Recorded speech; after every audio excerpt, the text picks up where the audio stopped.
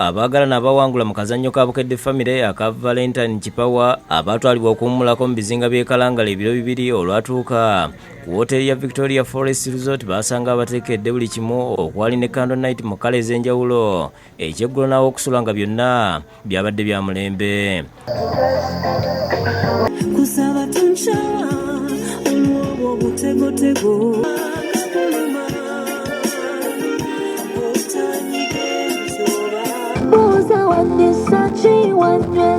bano oluvannyuma lw'okulambula abaatwaliddwa ku kyemisana ate olw'eggulo ne batwalibwa ku mmeeri ya MV Nodil ne beetoolooza ebizinga by'e Kalangala nga bwe banyumirwa n'okukuba omuziki.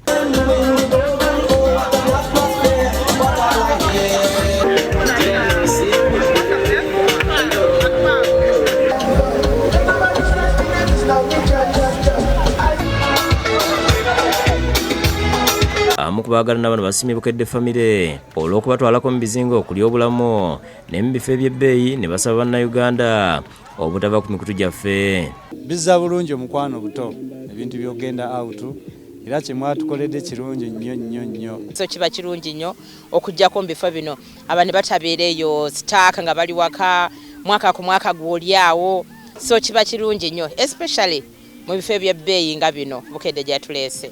Download the app on App Store or Google Play Store now. Vision Digital Experience, the future of media.